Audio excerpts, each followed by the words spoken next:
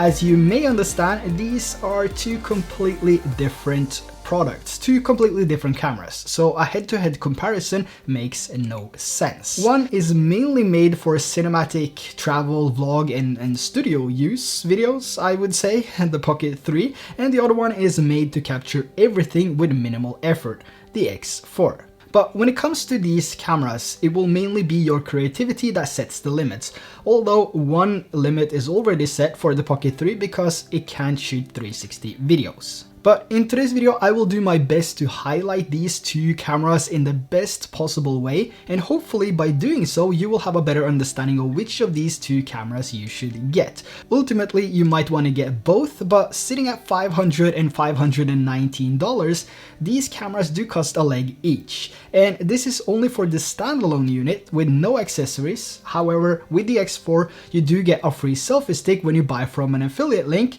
like the one in the description. Now, I also want to add that this video is not sponsored by Insta360 or DJI, so all the opinions are my own. Now, let's start with the Pocket 3. Now, one of the reasons you would get the Pocket 3 is of course going to be the image quality coming from its 1-inch sensor. I mean, the image quality coming from this is untouchable, and we also have that 10-bit in all profiles now, so regardless of being a colorist or not, you can get exceptional looking videos with the tap of a button. And just so we don't get confused when it comes to slow motion, which is sort of what I filmed with the Pocket 3, in my X4 video I also said that I never use 4K 120 with these action cameras, but where I do use 4K 120 is with the Pocket 3 because it's not an action camera. So I mainly use 4K 60 because that allows me to slow it down furthermore in post to get it even more cinematic, and then I also use 4K 120 for that high-end slow motion. And when I shoot a talking head video, which I did when I was shooting my X4 review, I use 4K 30 FPS and all this with the D-Log-M color profile. And this is also the color profile that I think is the best one of them all, and even with no experience at all, you can just use the conversion LUT from DJI and you will have a good looking image in seconds. But if you want to take it a little bit further and get that extra punch, I recommend checking out my Signature LUTs down in the description below. Now, when it comes to the digital zoom on the Pocket 3, or digital zoom in general, this is something I try to avoid at all costs because I've never felt like the quality and the look is on par. But with the Pocket 3, I've found myself using this quite a lot actually, and it looks pretty darn good. Now, when it comes to user experience, the Pocket 3 is just like any other DJI product, straightforward and easy to use. You can even enable this auto record on startup, which is perfect if you don't want to miss the moment. So when this is enabled, what you do is to just flip the screen and it will start recording. Another thing I really like is how convenient the magnetic ND filters just snap on, and the fact that I can also leave them attached to the Pocket 3 when I power it off and put it back in the case is really helpful. This means there's less chance of getting fingerprints all over the ND filters when you take them on and off, which is pretty helpful when you're soaked in sunscreen. Now, another fantastic feature with the Pocket 3 is also vertical mode. The only downside or con with this would probably be that 3K resolution, but I mean for social media it actually looks pretty good. So if you're shooting a video for your YouTube channel, for example, and you want to switch it up and do some vertical content for something like Instagram, maybe a YouTube Shorts, maybe TikTok, you can just flip the screen back again and it will automatically adjust to that vertical shooting mode, which is fantastic. One more thing when it comes to recording all these videos, let's say you record everything in the normal 10-bit colors. When you're done shooting, you're done. No need to reframe or anything like that. You can just import the footage directly over to your editing software or upload it to your social media platform and the footage will look amazing. That's one of the huge benefits with the Pocket 3 because it looks amazing just straight out of camera, even with the normal color profile. Let's talk about versatility. The Pocket 3 might not be the most versatile camera compared to something like the X4 or the Action 4, for example, but it is small enough to fit in your pocket. There's also a 1/4-inch thread on the bottom to attach a tripod so you can safely put it down when you need to record a video, shoot some time-lapse, or just take a photo, which is pretty convenient. But being a cinema camera that actually fits in your pocket, I think that is versatile enough. And as of audio, I fell in love with the DJI Mic 2, and I think the Pocket 3 and this is the perfect combo if you make travel videos on the go and you need that extra punch of quality. So when it comes to the overall versatility of the Pocket 3, it's actually something that I can see myself switching to from the Sony a7S III, which I'm filming this on, because this one requires more adjustments to look good in different scenes. But the Pocket 3, not to mention the cinematic tracking and the product showcase feature on this, which is amazing, I can really see this one replace my Sony a7S III. Maybe the Pocket 4. But there's not only pros with the Pocket 3, there's also a few cons. One thing I noticed when I shot my A-roll video of the X4, which is not really a huge con, but I wanted to add it anyway, is that the white balance of the Pocket 3 kept on changing. This was of course due to the clouds coming in now and then, but the changes were actually so significant that it actually surprised me. So next time I will be using manual white balance when shooting videos like that. So completely my fault, but I think it's something that you should be aware of. The white balance of the auto white balance of the Pocket 3 is not the best. So if you're shooting standstill videos like that, make sure to use manual white balance, because if it messes up your footage, it's gonna be a con. So in my case, it messed up the footage, so I had to overlay with different videos. So yeah, a tiny con there. The next one is the flip screen, which I am a huge fan of. I really love this and it's so satisfying and convenient to use, but it's also the weakest point of the Pocket 3. So with heavy use over time, this might actually break in place, and there's a lot of people complaining about this, but personally I've never had any issues with it, but it's definitely something I'm aware of. So because there's so many people that have had this break with just minimal normal use, you know, it's gonna be a con for me. Just be aware of that this could happen if you flip it too fast. Another one is water. The Pocket 3 is not waterproof nor water resistant, which is understandable, but it also sets some limits to where and when you can use it. The biggest one for me though is the walking shot, which is one of the reasons I mainly shoot in 4K 60 FPS or crank it up to 120. Having that up and down movement in your video looks awful, and to me this really makes the clip useless despite how good the image quality actually looks. Now, even though these are all easy to fix cons by bringing your umbrella, for example, set a manual white balance, maybe walk differently and not flip too hard, it's important to know that the Pocket 3 does also have limits. Now, let's move over to the Insta360 X4. Now, when it comes to image quality of the X4, 8K 30 FPS, it's hands down impressive, especially coming from something like the X3. Now, I also have a full comparison with the X3 and the key differences between these, which actually matters, so make sure to check that out after this one, link down in the description. Now, when it comes to the X4, we now have 8K 30 FPS or up to 30 FPS, so 8K 24, 25 and 30 FPS, and this is a huge improvement in resolution over the X3, which had 5.7K. And what this means is that the final export after reframing will have a higher pixel count than the X3. So with the X3 the image looked closer to 1440p, but with the X4 it now looks closer to 4K in the center. So the way it works in reality is that the image will look the best in the middle and then gradually look worse towards the edges.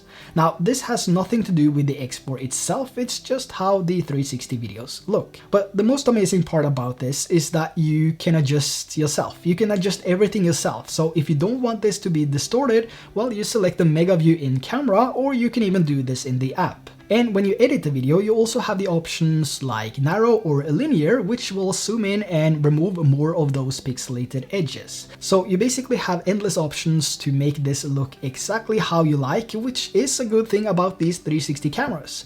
Another feature is also the single lens mode and free frame, and when it comes to free frame quality, this looks amazing. And here you also have the option to shoot a normal straightforward video, which you can later adjust to be vertical or horizontal without having to crop the footage. Now, when it comes to user experience, this is also like any other camera. You select the mode you want to use and hit record.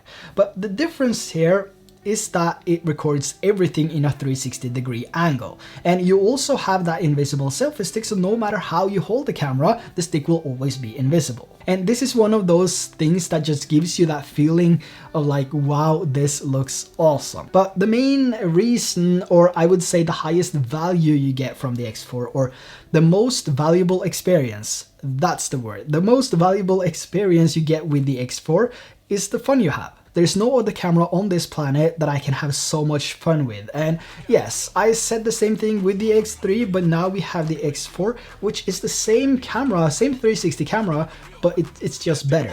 Take a look at this.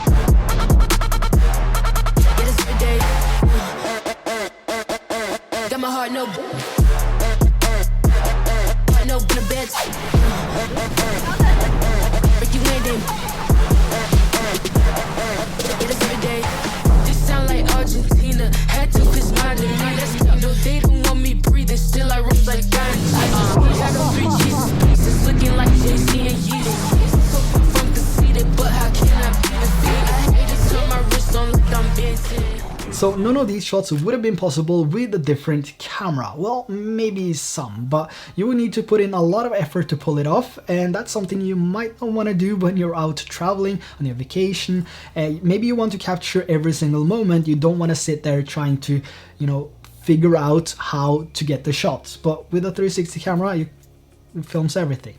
Now, as of versatility, I think I covered most of that already, but we do have gesture control, which is something I use every single time I'm out riding, and this is such a useful feature. And not only that, we have the DJI Mic 2 being compatible with the X4 as well, so you can connect the DJI Mic 2 to your X4 via Bluetooth if you prefer to use better audio source, and I think this makes it even better. And you can also pair it with your intercom and stop and start record if you want to do that. You can also take photos just by using voice commands. But what really makes it for the X4 is the ability to choose. So do you want to shoot 360 videos? Well, yeah, then you shoot 360 videos. If you want to be in frame, for example, well, then you select me mode, or maybe you want to use it as a helmet cam, then 4K single lens mode or free frame. So there's basically no limits to what you can make, even 4K 360 slow motion now if you want to take it all out like Bert here. So you have the power to create what you want to create, which is only possible with the 360 camera.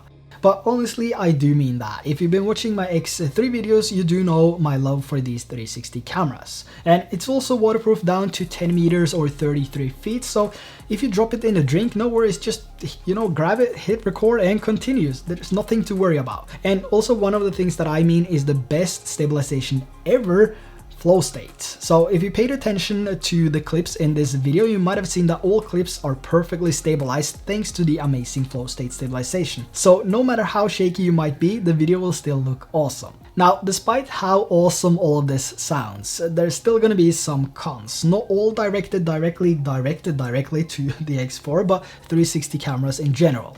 So let's start with the size and weight. The X4 is a significantly larger unit than the X3, but the weight is only 24 grams more at 204 grams. So the weight might not be a con here, but the size is definitely bulkier, and the extra 24 grams is quite noticeable when using the 3-meter selfie stick. But hopefully we can see a new improved version of the 3-meter pole, or a new one which is slightly shorter. And the next one is a 10-bit. There is no 10-bit on the X4, and for a lot of people that is a huge con. It is a little bit of a con for me as well, because all of the cameras that I have 10-bit colors, but you know, 8-bit versus 10-bit on a 360 camera, after reframing, exporting, uploading, and the compression from YouTube, you're not going to see that much of a difference anyway. But since you don't have 10-bit, you know, I have to list this as a con. And then we have reframing. The con with this is that it takes time. It is a little bit easier now with the latest firmware update to the Studio app, but you still have to reframe your videos in order to make appealing videos. So if you don't reframe your videos, there's no point using a 360 camera. But there is options to make this easier. In the mobile app, you have all these types of AI features which will do everything for you. You can use shot labs, for example, auto edit, or you can edit a video manually if you prefer to do that. And these are all good options for something quick and easy to upload to social media. But to make something special, something awesome, manual reframing is needed, and unfortunately for some it takes longer or just looks intimidating, which is the reason you might not buy one, and is also the reason you're missing out. But hopefully my upcoming crash course on the Insta360 Studio will make it easier to understand. So make sure to hit that subscribe button and that like button and that notification button so you don't miss that video. Now the last one is a minor one, but no, actually a huge one, because it's something you need to do all the time and it's extremely important, but you know, it's pretty easy. Clean the lens. So when you're done shooting with your 360 camera and you need to shoot another video like 3 seconds later, if you put it into the pouch and take it out again, or if you have this lens cap on or something like that, when you take all of those things off, you need to check the lens to see if there is any marks, fingerprints, anything like that. And if there is, you simply have to clean it like that and it is all good to go. So that is one of the most important things with the 360 camera, because if you don't do it, your footage will look shit. It will look bad. So make sure to clean the lens. Now, both these cameras have the same price tag, so $500-ish, but it also depends on when you watch this video, the current price tag of these, and where you live. So $500, that's a lot of money. Here in Norway, for example, the X4 is actually more expensive than the Pocket 3. So the Pocket 3, $607, and the X4, $650, just to put things into perspective. So if you only have the budget to buy one, which of these should you actually get? Which is the better buy for you? There's also a fine line between amazingly awesome and speechless. I think the Pocket 3 will give you that speechless content if you make videos with a cinematic twist to it. Whether this is a cinematic vlog, documentary, or just a cinematic film, I think the Pocket 3 would be more jaw-dropping because of the quality. And then you have that amazingly awesome reframed 360 videos from the X4, which is effortless to shoot, but does not have the same image quality. I mean, it's a really hard choice. You have the best of the best from both worlds, and the both fits in your pocket. So it's extremely hard to choose. But hopefully this video could help, and whichever camera you decide to get, let me know in the comments below. Wow, that's a tricky one. Okay, see you in the next one. Bye bye.